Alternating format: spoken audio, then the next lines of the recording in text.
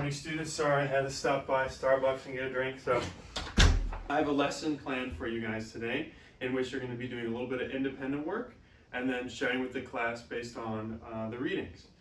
So we're going to be talking about how the Confederate States described why they were leaving the Union. So I have a couple of different states' letters of secession. So what we're going to be doing is reading them individually, and then we're going to come back together as a group and discuss maybe some of these things that you noticed in the reading. So I'm going to pass these out. All right, so a little bit of independent work, and I'm going to be going around if you have any questions. Sometimes they have big words. It was written a couple hundred years ago or something like that, so some of it may be hard to read. All right, everybody.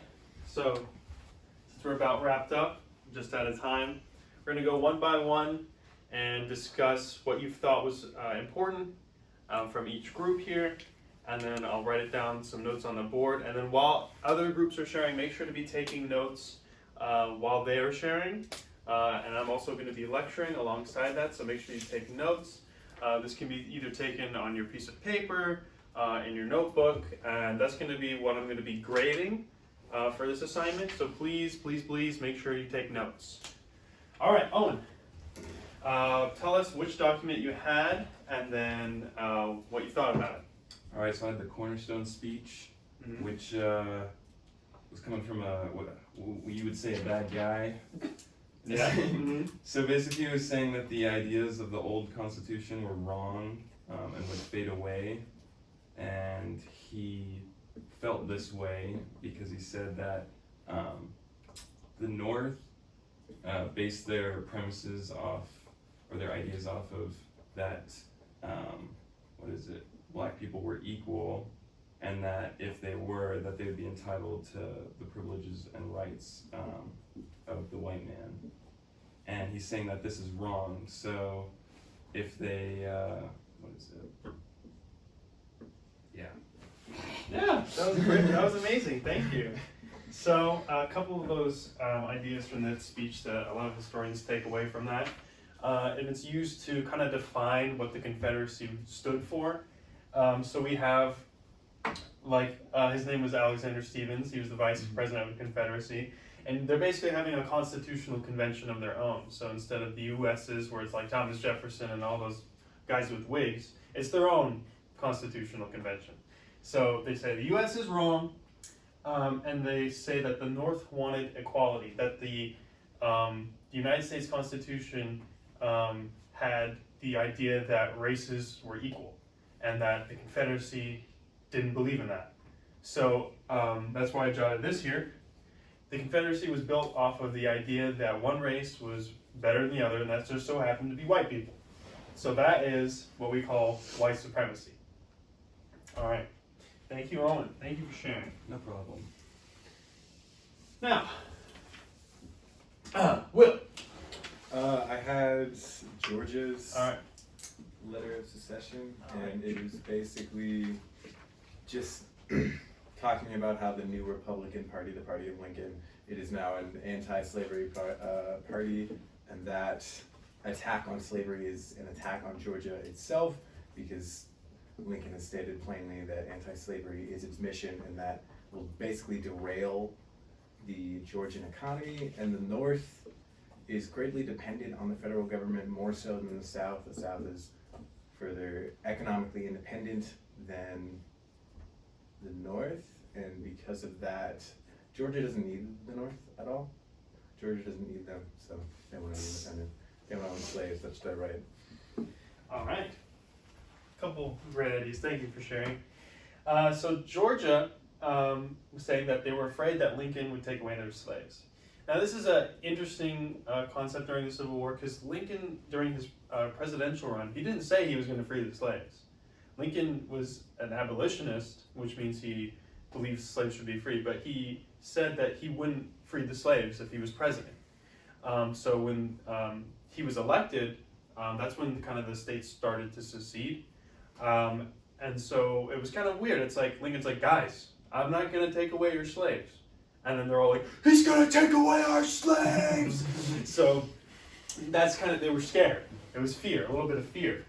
So they felt that Lincoln was going to take away their slaves, and that kind of goes into their fears about their economy. They felt that if they lost slavery, they would lose their way of life, they would lose their economy, which obviously now after slavery was ended, we see that didn't really pan out. They were fine. And they felt that they were independent of the North, that the North needed their raw materials, such as cotton, to make products. So they felt like they were dependent and didn't need them. So thank you, Will, for sharing. Appreciate that. All right, Mr. Fern, your turn. Okay, so what I read is that Texas believes that they're like being able to succeed and become part of the Confederacy is protected by the Constitution, something that they're allowed to do and given to them by the Constitution. And they go on to like further like talk about how like the federal government is not considering the southern states enough, and how like they have a voice in everything that they want to do, and they go on to say that the fucking government are imbeciles and like fail to protect property, like fail to protect their like Texas property, like basically just slaves in general, and they think that they're almost like entitled to all this like reimbursement for like everything that they've done, and it says that they're in such a vulnerable state, and them losing slavery is just gonna like it's just gonna like dig them down deeper, which just isn't true, but you know. All right, perfect, thank you. So yes, Texas specifically was a little different from the other states because it was recently added to the Union. Texas saw itself as a little more independent, and they gave reason for them to be like, hey, you're not doing what we thought you were doing, you're not providing for us, and so we want to leave. It's interesting that they say it's constitutional that they can leave, which it's not. Almost if all historians and people who know the Constitution will say that there's no room for a state to secede. There's no like, oh, you can opt in and opt out. You can just leave when you want. That's not how it is. So they technically didn't have the right to do it, even though they claimed they did. Thank you, Fred. All right, Gracen, what'd you have, and what'd you take note of? I have South Carolina, and I think this one's interesting because compared to Georgia and Texas, I feel like they're making big claims of like Texas is like we're entitled to reimbursement, and Georgia is like the Lincoln Party is the anti-slavery party, and South Carolina is kind of like what's going on? We're just not like following the rules that we set in place that we've been following for all this time. So they open up with a quote from the Constitution, and it basically kind of just says that if someone is providing labor, they can't be discharged from the service that they're providing. It's up to the party who owns their labor. And so South Carolina is like the government has passed many laws to carry these effects of these stipulations of the states, and for many years these laws were executed, but it states an increasing hostility on the part of the non-slave holding states to the institution of slavery has led to a disregard of their obligations.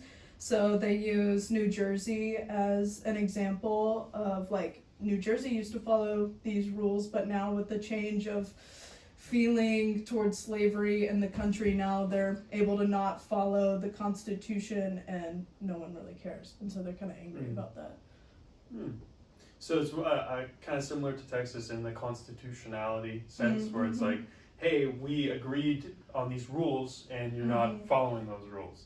And even when South Carolina is making that argument about the Constitution, all those arguments revolve around slavery. All their problems with the Constitution and not being established and the rules that are being established all pertain to slavery. There's a notion that the Civil War is about states' rights in general, and that is just one-dimensional. That's kind of like reading it and being like, oh, they're mad about the rules not being followed. It's like, what were the rules about? Slavery. So, now that all of our groups have shared, just make sure they have your notes turned in to me, I'll come around and pick them up. So thank you, and then we'll move on to the next lesson.